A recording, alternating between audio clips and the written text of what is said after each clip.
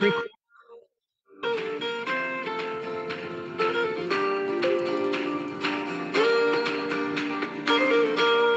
direct sur l'île Mode. Boker Tov à toutes et à tous. On est très content de se retrouver avec le Rav Yehuda Ben Ishai de la communauté de Emunah Shlema. Un Shabbat un peu particulier, Shabbat Vaera, et c'est déjà Shabbat Mevachim. On se rapproche de Shvat ou Bishvat. Yom Sheni, on fêtera Rosh Chodesh. Alors, Bezrat Hashem, aujourd'hui, on va parler de comment se faire entendre, la possibilité de se faire entendre avec le Rav Ben Ishai. Shalom, shalom, shalom à tous et à toutes, shalom à Aaron, Shabbat shalom pour tous nos auditeurs là où ils se trouvent. Alors on est à la deuxième paracha du Chumash Shemot et là on va rentrer en plein dans l'histoire de la sortie d'Égypte. Et nos frères en Égypte souffrent. Ils souffrent énormément. L'esclavage devient de plus en plus difficile et dur. Ce n'est pas seulement un esclavage sur le corps, mais c'est un esclavage sur l'âme et sur la pensée.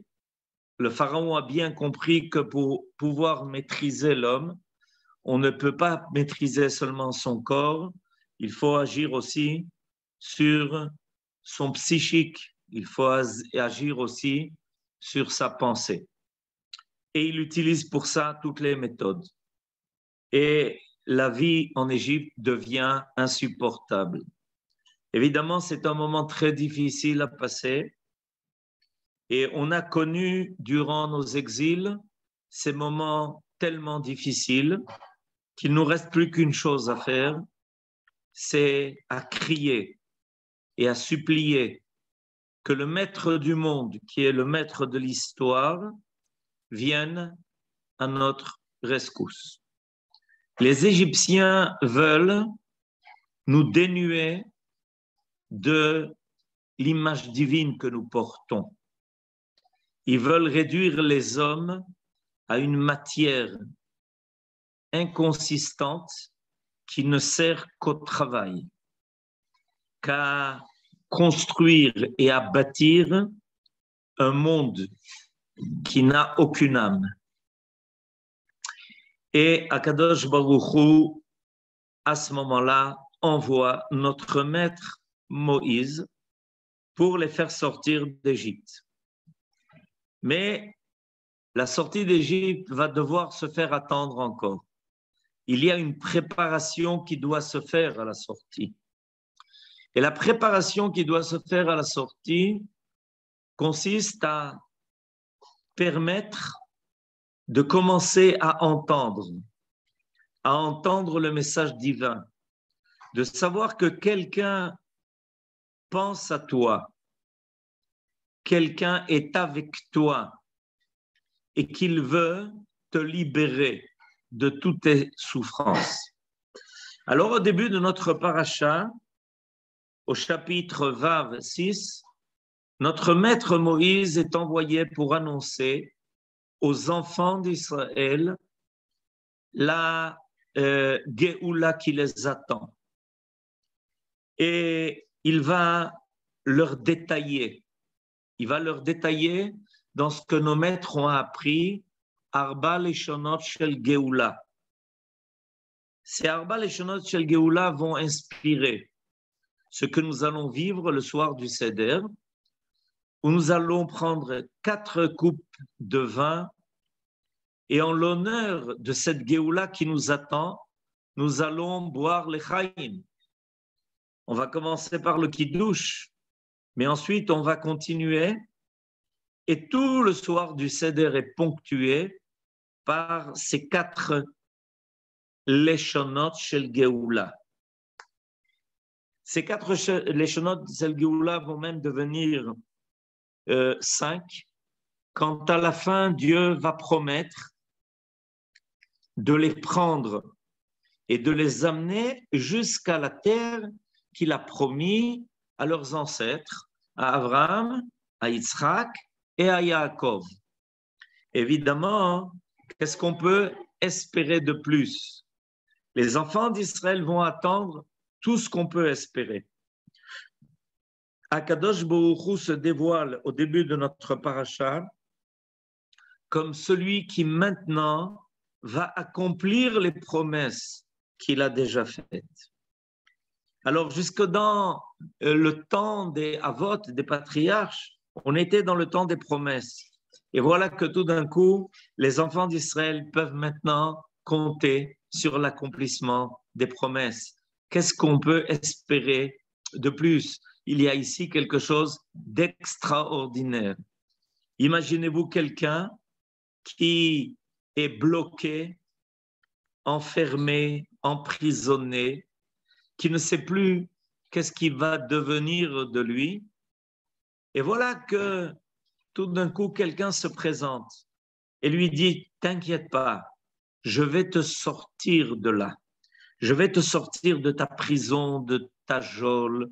Je vais t'amener là où tu veux tellement arriver, chez toi. Devant cette personne-là se dressent toutes les plus belles images. Il va bientôt sortir parce qu'il fait confiance à celui qui va l'en sortir et va l'amener jusque chez lui, jusqu'à sa famille, jusqu'à la maison qui l'attend. Voilà ce que notre maître Moshe est en train de promettre. Et quel est le résultat de ce que notre maître Moshe annonce aux enfants d'Israël? Ben, le résultat, il est tout à fait surprenant. Le résultat est dans le verset 9 du chapitre 6, Vaidaber Moshe ken el bnei Israël, velo sham'u el Moshe mikotzer ruach ou mi avoda kasha. Voilà, vous avez le verset devant vos yeux. Alors évidemment, là, on est complètement surpris. On est complètement surpris, pourquoi?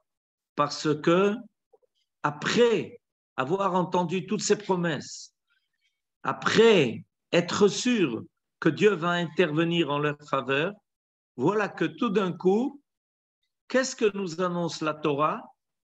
Que les enfants d'Israël ne sont pas capables d'entendre. Velo shamu el Moshe, mi kotzer ruach ou mi avoda kasha. Pourquoi cela est-il tellement surprenant? Parce que quand quelqu'un est au bord du désespoir, qu'il n'a plus rien à attendre, et voilà que se présente devant lui quelqu'un qui va lui faire toutes les promesses, et que Moshe est l'envoyé de Akadosh Baruch Hu, ils ne remettent pas ça en cause. Ils n'ont plus de doute, il a prouvé dans la paracha précédente. Et il vient au nom de Dieu leur promettre tout ce qu'on peut espérer. Et quel est le résultat qui est donné? C'est qu'ils ne sont pas capables d'entendre. Velo shamu el Moshe mi kotzer ruach ou mi avoda kasha. Comment s'est-il arrivé? Comment ça s'est passé?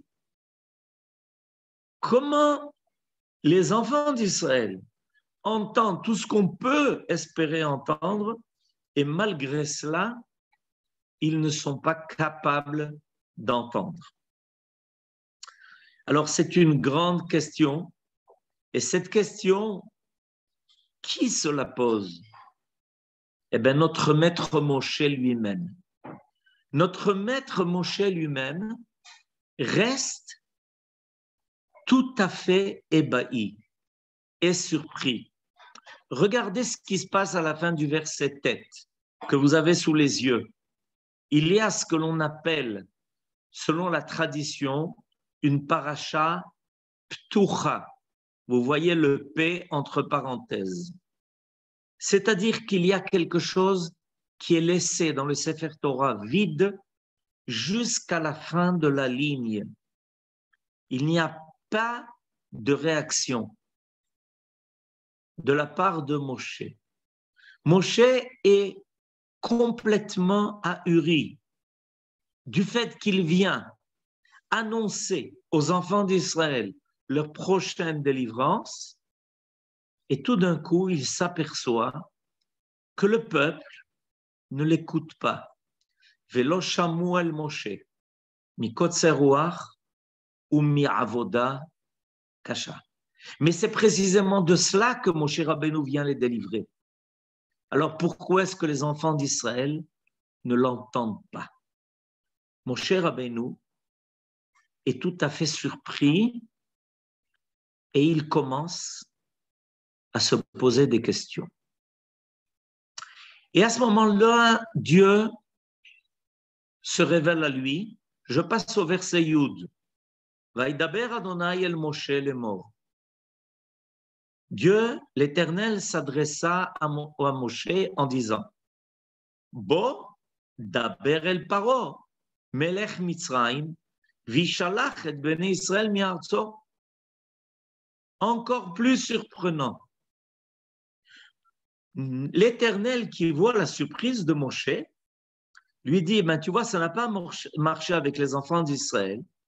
Tu t'es adressé à eux, ils ne t'entendent pas, alors tu vas faire autre chose. Au lieu de leur parler à eux, pour évidemment les préparer à leur délivrance, puisqu'ils n'entendent pas, viens parler avec le Pharaon. Donc, s'il n'y a pas un éveil qui se fait à l'intérieur du peuple, comme on aurait pu l'espérer, comme Moshe l'attendait, puisqu'il leur a annoncé le processus de la délivrance, jusqu'à même la promesse de les amener en Eretz Israël, puisque ça ne se fait pas, viens parler au Pharaon, et que la délivrance vienne de sa part. Bo daber el Paro melech Mitzrayim, vishalach et bnei Israël me'artso. Il y a donc ici une démarche qu'il est important de retenir.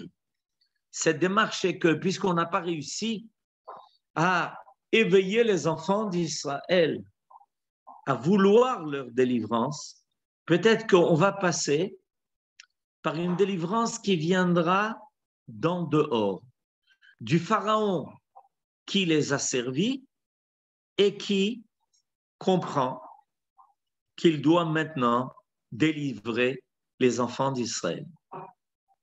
Comment Moshe Rabbeinu réagit-il à cela? Comment est-ce qu'il réagit à cette possibilité? Verset Yudbet. Vaïdaber Moshe lifnei Adonai lemor. Hen bnei Israël lo shamu elai, ve'ech yishma'eni paro, va'ani aral sefatayim. Réponse de Moshe. Nos sages nous enseignent que c'est un des 10 Kal Vachomer qui est appris dans la Torah. Si les enfants d'Israël ne m'ont pas entendu, pourquoi le Pharaon le ferait-il? A priori, on aurait dû s'attendre à ceux qui sont directement concernés, les enfants d'Israël eux-mêmes, parce que cette délivrance les concerne. On aurait pu attendre que, évidemment, ils accueillent avec enthousiasme la promesse, les promesses qui leur sont faites. Et ils n'ont pas accepté. Ils n'ont pas accepté de s'encourager. Alors Moshe dit à Kadosh Baruch Hu, est-ce que l'on peut délivrer un peuple uniquement par la bonne volonté de celui qui les a servis?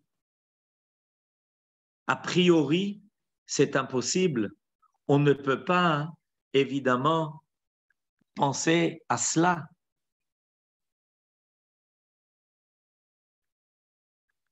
On ne peut pas imaginer cela. Comment on peut penser que ça puisse arriver? Alors, Akadosh Baruch Hu doit maintenant nous ramener. Il doit nous ramener à quelque chose de plus profond. Et on va délivrer cette question grave par le commentaire de Rabbi Chaim Ben Attar. Rabbi Chaim Ben Attar est le Or HaChaim HaKadosh, celui qui a commenté la Torah. Et Rabbi Chaim Ben Attar, en fait, nous explique que Moshe Rabbeinu s'adresse à Akadosh Baruch Hu, il lui demande « Mais qu'est-ce qui s'est passé? Pourquoi ça n'a pas marché? Comment se fait-il que je parle aux enfants d'Israël et que les enfants d'Israël n'entendent pas mon message, ne l'acceptent pas dans leur cœur? » C'est toujours une question importante. Quand on parle, quand on s'adresse à qui que ce soit, aux personnes qui nous connaissent et que l'on aime, à notre famille, à nos enfants, pour ceux qui dirigent quelque chose, par exemple un peuple, comment se fait-il que le peuple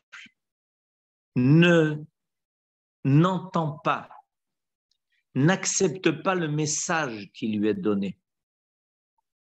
Moshe Rabbeinu sent par les réactions des enfants d'Israël qu'il manque quelque chose, qu'il ne suffit pas d'aller transmettre le message de Dieu aux enfants d'Israël, que lui-même doit s'élever à un niveau tel que les paroles qu'il va dire vont pénétrer le cœur des enfants d'Israël et que ça doit commencer par eux, précisément, et pas par le pharaon. Parce que même si le pharaon acceptait de délivrer les enfants d'Israël, on ne délivre pas des esclaves qu'ils ne veulent pas être libres. Même si l'on ouvre les portes d'une prison, mais que celui qui est emprisonné est resté en prison par son esprit, le fait de lui ouvrir les portes de la geôle ne l'aideront pas. Alors Moshe Rabbeinu se pose la question. Je voudrais vous rappeler un enseignement extraordinaire de Rashi. Le premier Rashi sur la Torah que nous connaissons tous tellement et qui vient donner un enseignement selon la tradition au nom de son père, au nom de son père qui s'appelait Yitzhak. Alors on va le lire ensemble. Amar Rabbi Yitzhak, lo haya tzarich le'atril et haTorah ela mi'achodesh hazeh lachem. C'est la paracha de la semaine prochaine. Donc Rabbi Yitzhak dans le Midrash dit qu'a priori c'est la semaine prochaine qu'on devrait commencer à lire la Torah. Pourquoi?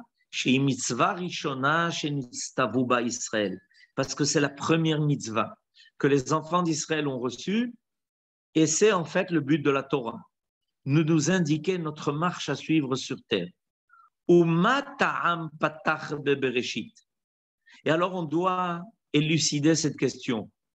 Pourquoi Akadosh Baruch Hu a-t-il choisi quand même de commencer par le récit de la création jusqu'à la paracha de Bo? Et alors il amène un verset. Mishum koach ma'asav igid le'amo latet lahem nachalat goyim.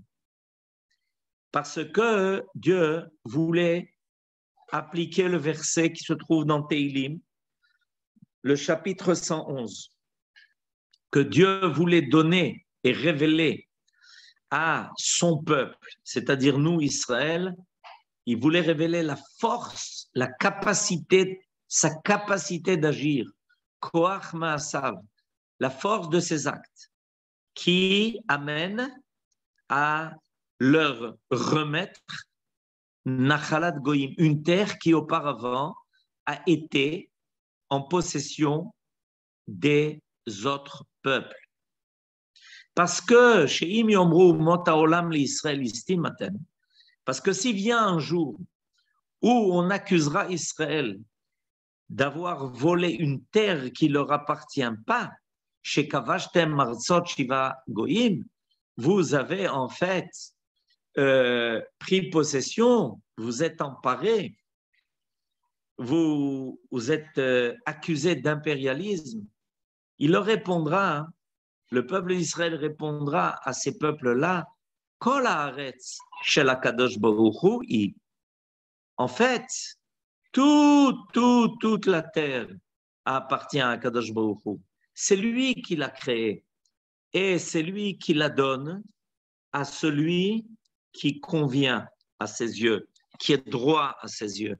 Voilà ce que l'on pourra répondre à ceux qui nous accuseront d'avoir conquis une terre qui ne nous appartient pas. Alors, il y a ici quelque chose de surprenant dans le Pérouge de Rashi. Pourquoi? Parce qu'il amène un verset où il est question de répondre au peuple qui nous accuse d'avoir volé une terre qui ne nous appartient pas. Et pour prouver que c'est la démarche à suivre, il amène un verset où il est raconté que le but du récit de la création est de faire savoir à Israël la capacité de Dieu. Or, ce sont les peuples que nous devons convaincre. Et le verset qui est amené parle de la révélation qui se fait dans le récit biblique pour Israël. C'est-à-dire que quand viendra le temps de cette accusation, le peuple d'Israël répondra aux nations parce qu'il aura intégré le message biblique, le message de Dieu, du récit de la création et de tout ce qui s'est passé jusqu'à la parashat Bo. Koach ma'asav igid le'amo. C'est au peuple d'Israël qui est révélé la capacité d'action divine dans la nature et dans l'histoire. Et fort de cette compréhension, le peuple d'Israël pourra répondre à l'accusation des nations. Ce n'est pas un récit que nous faisons aux nations. C'est une position que nous arrivons à acquérir par notre compréhension de l'histoire et de l'apparition de Dieu dans la création par la force de ses actes. En d'autres termes, ceux qui doivent être persuadés, c'est avant les nations, le peuple d'Israël lui-même. Et Moshe Rabbeinu, quand Akadosh Baruch Hu lui dit de s'adresser au Pharaon, Moshe Rabbeinu dit comment le Pharaon pourrait-il m'entendre si les enfants d'Israël ne le font pas eux-mêmes? Parce que le Pharaon ne peut m'entendre que si les enfants d'Israël eux-mêmes m'entendent auparavant. Quand le peuple d'Israël sera persuadé de sa Géoula, de sa délivrance, qu'il comprendra que toutes les promesses faites vont se réaliser et que rien ne pourra s'opposer à la volonté divine, déjà l'asservissement s'annule de lui-même. Nous ne sommes déjà plus les esclaves du Pharaon. Et le Pharaon n'aura plus qu'à s'exécuter. Et s'il essaye d'empêcher, alors évidemment, il va payer des 10 plaies de tout ce qui va s'abattre sur l'Égypte pour l'obliger à en fait réaliser ce que le peuple d'Israël a lui-même intégré. Alors, le Or HaChaim HaKadosh dit que ce qui avait entraîné au départ la non-réponse d'Israël au dire de Moshe Rabbeinu, c'est qu'il leur manquait quelque chose qui était capable de leur ouvrir leur cœur et leur esprit. En effet, depuis de nombreuses années déjà, voilà, merci Aaron qui nous présente le Orach Chaim. Mikotzer Ruach, Ulai ki letzad shelo hayu bnei Torah lo shamu, ולזה ייקרא קוצר רוח, כי התורה מרחבת ליבו של אדם. לאור החיים הקדוש va déduire son explication que les enfants d'Israël manquaient de Torah par le fait qu'ils étaient במצב של קוצר רוח. Il leur manquait quelque chose au niveau de l'esprit. קוצר רוח. Leur esprit était court. En effet, la Torah nous permet d'acquérir une perspective qui n'est pas courte, mais à long terme. Nous avons passé les pires choses pendant notre exil. Et à court terme, on se demande encore comment les nations ont-elles pu faire de telles choses et exercer de telles choses ignobles envers le peuple d'Israël qui n'a amené que le bien à l'humanité. Mais on ne doit pas être bekotzer ruach. On sait que Akadosh Baruch Hu fait les choses à long terme et que finalement toutes les promesses divines vont évidemment se réaliser et que on a besoin d'acquérir cette capacité de voir les choses à long terme, à distance. La Torah nous donne cette perspective large. Et petit à petit, on s'aperçoit que des changements se font dans le monde, que ce qui paraissait impensable il y a de cela 100 ans se fait aujourd'hui, que là où les hommes étaient persuadés de tout savoir et de tout connaître, leur connaissance aujourd'hui se trouve limitée.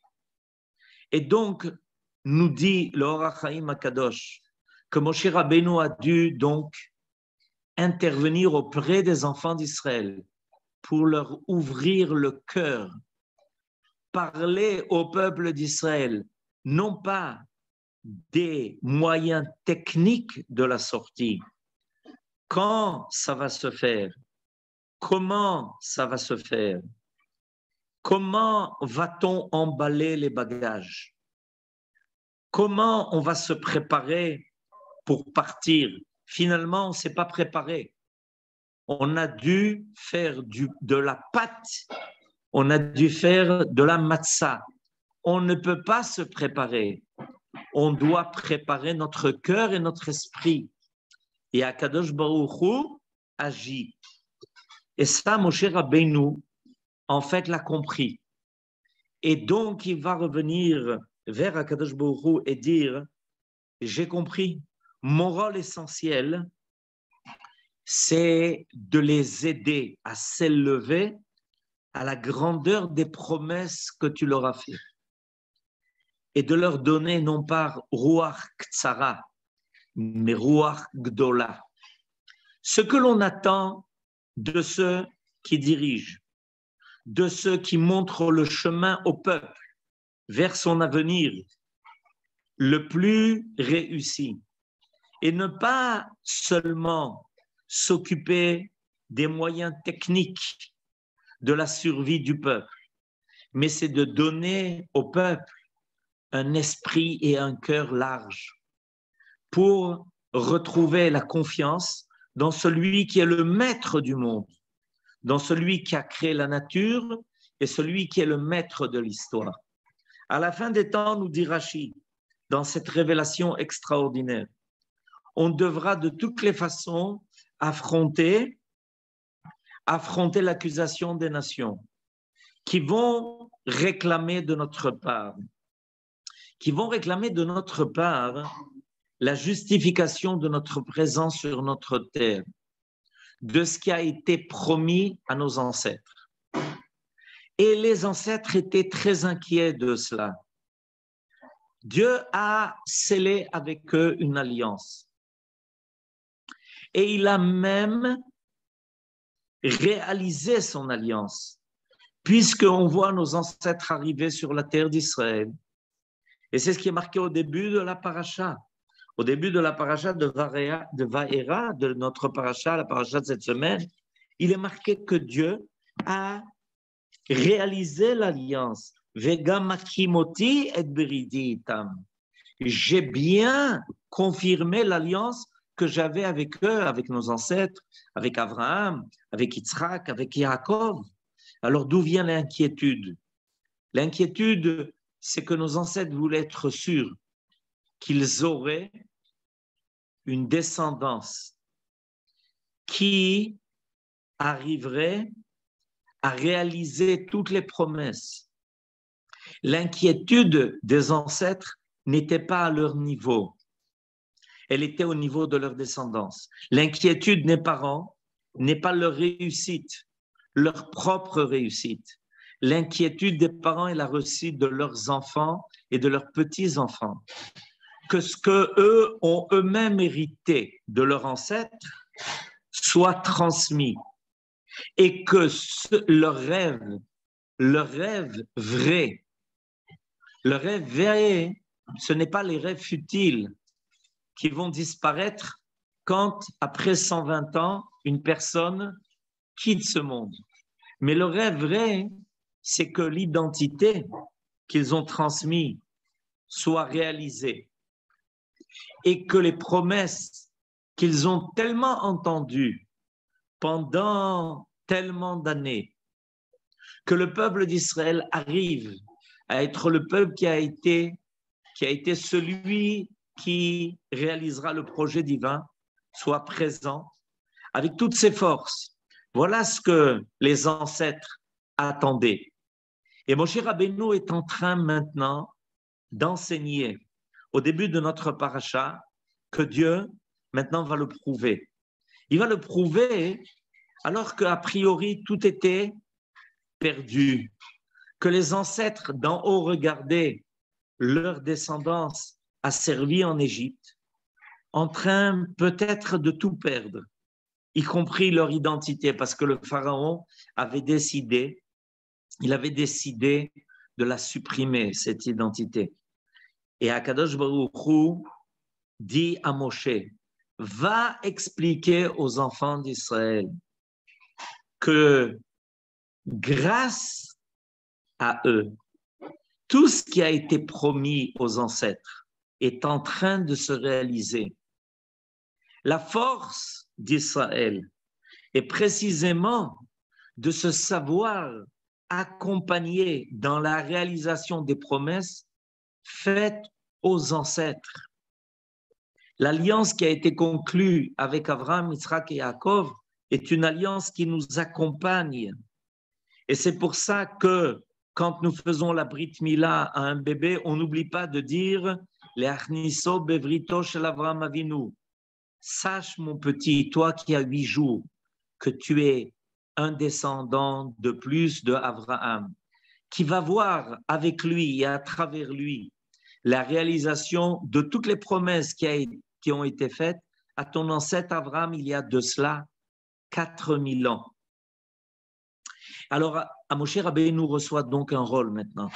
Son rôle, c'est un rôle qui est d'ouvrir l'esprit et d'ouvrir le cœur. Voilà le rôle de tous les chefs d'Israël, de tous les chefs spirituels d'Israël et de tous les chefs qui veulent continuer l'histoire d'Israël. Ouvrir l'esprit et ouvrir le cœur par l'intermédiaire de la connaissance des actes divins dans la nature et dans l'histoire. En fait, chaque dirigeant a pour rôle essentiel de montrer et de prouver la présence de Dieu dans le monde et dans l'histoire du monde et dans l'histoire d'Israël. Et alors on retrouve confiance. Et alors on finit par comprendre qu'effectivement, on continue. Alors Moshe Rabbeinu a été inquiet à un moment donné, parce que nos sages nous disent, dans le traité de Brachot, que Kol Adam sheyesh bo yirat shamayim, dvarav nishmaim, comme il est marqué. Merci, Toda Rabba Aaron, qui nous présente le texte.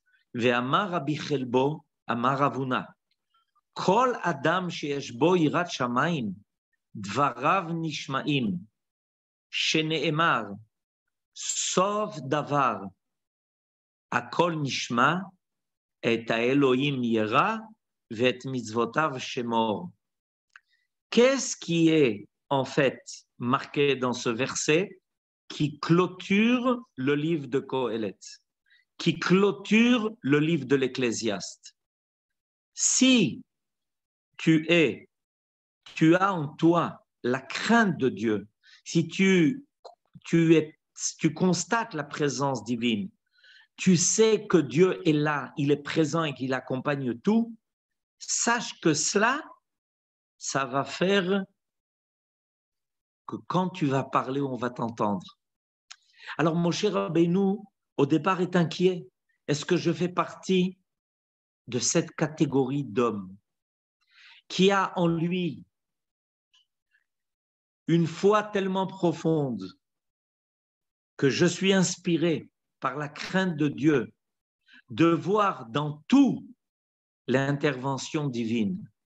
Est-ce que je suis capable d'expliquer cela à mon peuple, à Israël?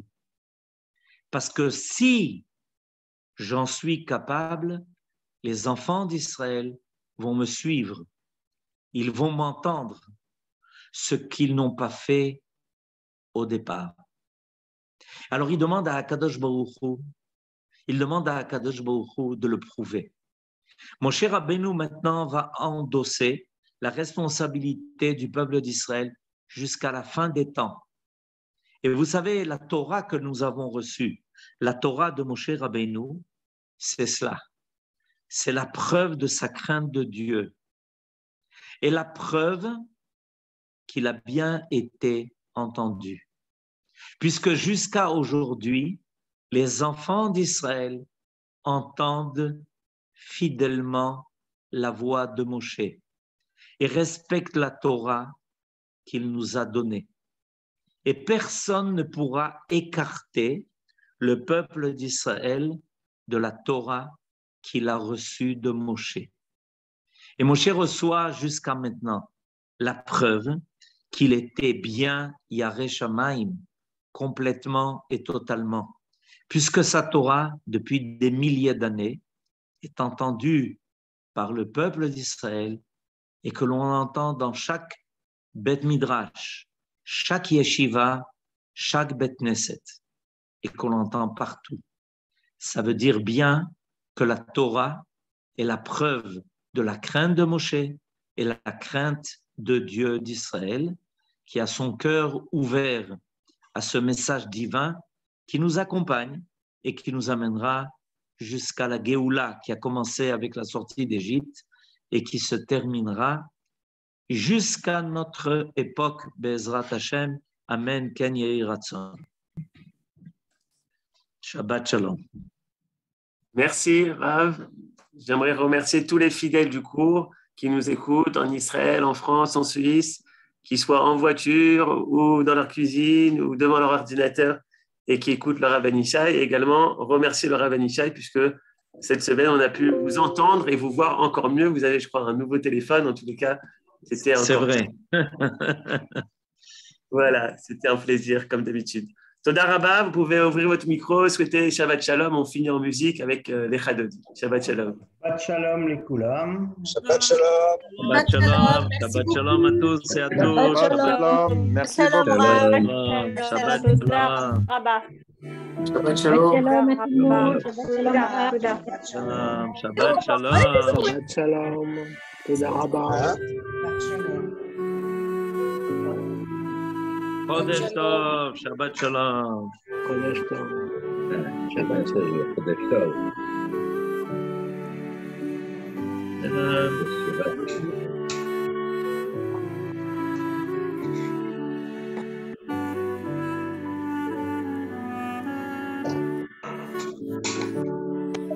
שבת שלום, שבת שלום, שבת שלום, שבת שלום. Shabbat shalom.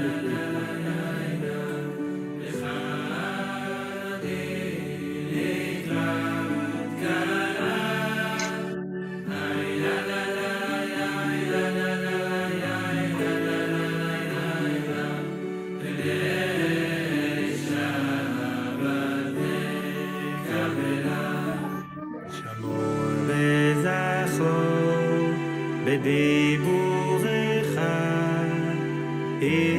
השמיענו אל עמך השם אחד ושמו אחד לשם ולתפארת